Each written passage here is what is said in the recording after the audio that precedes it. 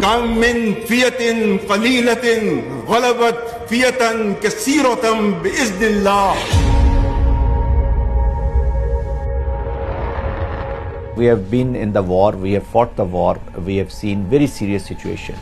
At the end of the day, once you are facing the enemy and the matter is of life and death for you, the only connection which is in your mind is your connection with Allah subhanahu wa ta'ala. We have experienced it on the ground. Gallantry, valor, courage, guts, belief. And they realized that should they pitch these forces in our water, they would actually meet their fate, which is at the bottom of the sea.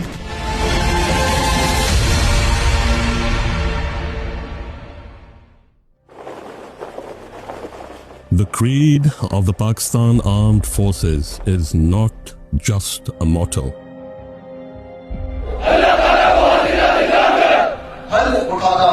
Pakistan ka hami. It is our living oath, a reminder of what we are. This oath is actually the fundamental foundation for any soldier, and this is primarily this reflects his contract with the state. It is our collective call to arms.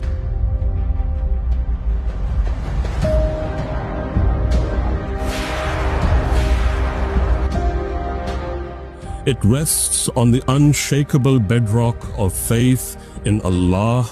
It is bolstered and strengthened by our trust in the Divine.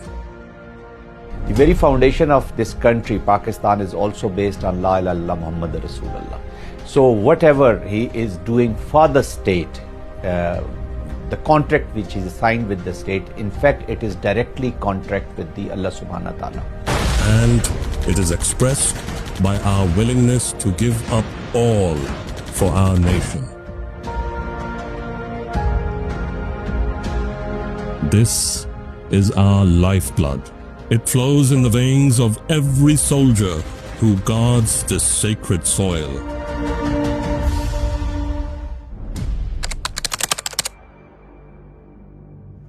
दस करोड़ पाकिस्तानियों के इम्तिहान का वक्त आ पहुंचा है. When President Ayub declared that the enemy does not know who they have actually challenged, it was the voice of the nation, came from the heart. And entire nation was ready to go into the battle and do whatever they can. In September 1965, when India's tanks rolled towards Lahore, when its jets thundered in the skies above, and when its ships thought they could take liberties with our territorial waters, the whole world thought Pakistan would fall. But instead, they saw a nation rise. Rise with unshakable faith and courage and valor. 65 was the true reflection of the true defense of Pakistan. 65 war was a demonstration of the potential of Pakistan, and again the biggest reflection and representation of the unbounded resolve of the Pakistani nation. Believe you me that Pakistan was one nation, one soul at the time of 1965 war. 65 war was the time when we truly wrote our legacy. The value system, Rafiqi, Alam, Sajjad Haider, Noor Khan, Asghar Khan. So the value system they defined in terms of valor, gallantry, and the spirit for Pakistan carries on till today. If you look at the two navies and the numbers, the presence of an Indian aircraft carrier and larger number of vessels gave a clear edge on the paper to the Indian Navy. Our armed forces, though they were outnumbered, stood resolute. Every soldier of Pakistan, whether he of that era or the present era, it's his great wish that Allah may subhanahu wa ta'ala may provide an opportunity to fight this enemy, the enemy of Pakistan, that is India.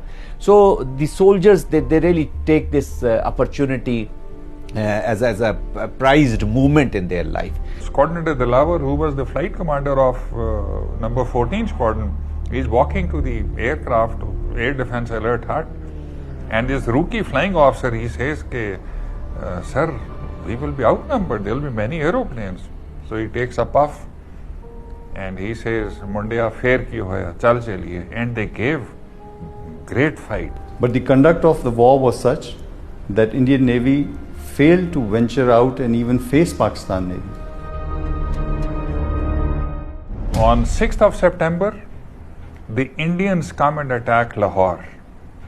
And the moment we find out, now Sajjad Haider Saab from 19th Squadron Peshawar had gone for a close support mission to Cham Jodiya again. And he's given a call by Sakese radar that so-and-so leader proceed to Batapur. And rest is history. General Harbaksh Singh, he says, the attack by Sajjad Haider formation was so crucial that Major General Naranjan Prasad, he left his jeep and was hiding on a sugar cane.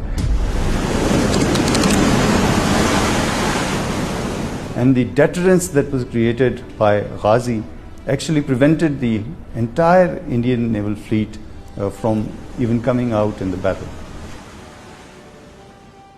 Next morning was the red letter day for Pakistan Air Force. Alam Saab got scrambled with a flying officer, and he was my namesake Masood Akhtar, and he shot 5 aeroplanes in 30 seconds.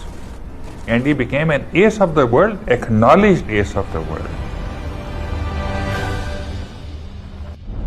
It was a flotilla of 7 ships led by our flagship PNS Babar, and these ships were sent out with a target to attack a radar station in Dwarka. The enemy had refused to come and face the challenge, and we wanted to draw out the enemy ships into the battlefield. There was an air station there and some HFDF facilities which were being used to launch air raids against Pakistan and Karachi specifically. So it was decided that we would target that air station and take out the radar station at Dwarka. This 7-ship flotilla, it went very close to the Indian shores, literally into their coastal waters, and used their main guns, the main armament we call them, for striking the target, and took it out completely. Pakistani soldiers, in spite of the meager resources and in spite of the cunning and surprised attack by India, they were able to defeat them. They were able to draw a lot of glory and pride from that war, and they were able to showcase to the whole world that this Indian are not capable of defeating Pakistan. So it was a great manifestation of the capacity, capability, and most importantly the will of the nation, which was demonstrated to counter India. Lahore was saved. Pakistan's honor lifted higher than the skies that our enemy tried to dominate foolishly. That day proved a truth that endures. This was not just a war of the armed forces, this was a war of the entire Pakistani nation coming together as a single force. Wars are won not by numbers. They are won by an indomitable spirit. They are won by courage, through sacrifice as an article of faith. And this spirit wasn't restricted to that day 60 years ago. We saw it returned and rejuvenated in Operation Bunyanul Marsus. India have launched Operation Sindoor against Pakistan. Multiple strikes we've been given to understand have taken place. When India's foolhardiness prompted it once again to test our sovereignty, Pakistan's response was breathtaking. As to what happened, same thing. Heavily outnumbered, 70 plus versus 30, but we again wrote history. In first defensive maneuver, in first 20 to 30 minutes, you made such a huge military irrelevant. Their air force was down for 2 days. It was measured and calculated, precise. It was overwhelming. So when on 6th and 7th, when this skirmish took place, the air staff saw a small build-up taking place somewhere close to 11 o'clock. Around 12 o'clock, there were 70 aeroplanes in the east, plus and 30 on our side. Once again, they had brought the TSR matrix in their favor: time, space, relative strength. Air Chief Marshal Sidhu said, defensive counter-air till such time that there is a declared war. And declared war is when an aeroplane or a missile or a projectile flies across our border. So around 12 till 12:30, he remained defensive counter-air. We didn't want to open a war. So that is the time the first projectile flew towards Bahawalpur. That is the first time when Sidhu said, go full offensive counter-air. Meaning thereby, had he decided once the 70 versus 30 plus minus had amassed, had he said go offensive, they may not have been able to launch even their air-to-surface weapons. And then there was a BVR, beyond visual range missile war, that went on for an hour plus minus. That's a record. This is going to be studied as a case study for decades, I think, and already has been. Pakistan claims it has shot down 5 Indian fighter jets. Well, there's growing evidence that India lost prized fighter jets during strikes on Pakistani-controlled territory. These are the French-made fighter jets. Pakistan should take pride in the fact that they were able to shoot them down. I said, that's not good. That's a lot of jets, you know, $150 million planes were shot down. Alhamdulillah, we have the will, capacity and capability to protect our sovereignty and territorial integrity. And we are all well aware of the ways and means to do it. Now you just wait for our response. Bismillahirrahmanirrahim. Today on 10th May, at the time of Fajr, we have given a strong punch to our coward enemy. Pakistan says the country has launched a retaliatory military operation against India. We have seen this pattern of strikes in the morning, then retaliatory strikes at night. It is hard to imagine from this moment where I stand that New Delhi won't want to respond. घबराहट एक तो लोगों की नजर आ रही है क्योंकि तमाम एयरबेस ध्वस्त होते हुए नजर आ रहे हैं, आग के गोले में बदले हुए नजर आ रहे हैं. India, according to Pakistan, reached out to Secretary Rubio, reached out to the Saudis, reached out to the Turks, reached out to others to find a diplomatic off-ramp, got engaged after that onslaught in diplomacy. Within about 5 hours, it was done. It was done. Now, maybe it starts again. I don't know. I don't think so, but I'll stop it. This is a treacherous enemy.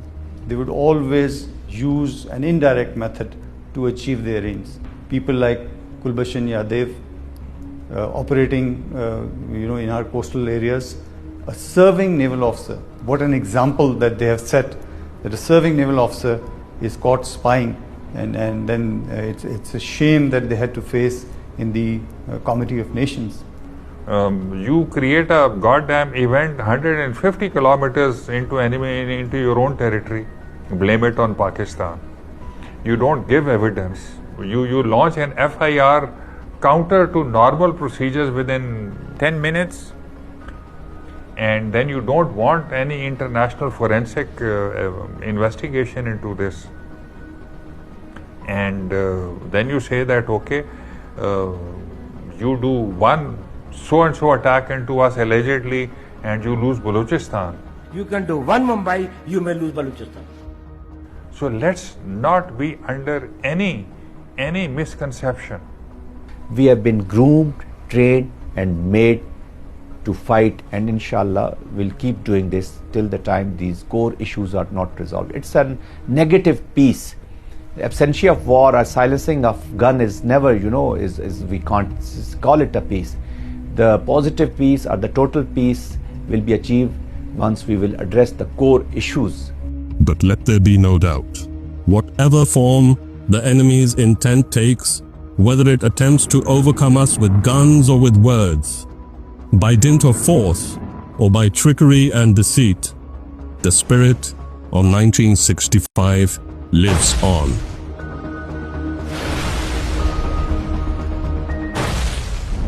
The nation can be told that Pakistan Air Force and inshallah Pakistan Army and Pakistan Navy will not let them down. We will remain as a shield for Pakistan in the maritime frontiers. You will see that this Indian society will succumb and this nation will succumb to this very burden of this RSS and Hindutva, the journey which they have, they're doing from, I mean, they've taken from secularization to the saffronization. So this is their covering up this path very quickly towards the destruction and collapse of the Bharat, inshallah. It lives on in our soldiers. It lives on in our people. It lives on within every one of us.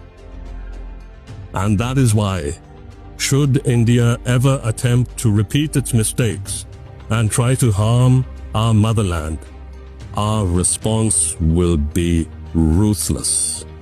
It will be unforgiving, absolute. Every act of aggression will be answered. No enemy will ever find Pakistan weak or wanting. This is our sacred promise.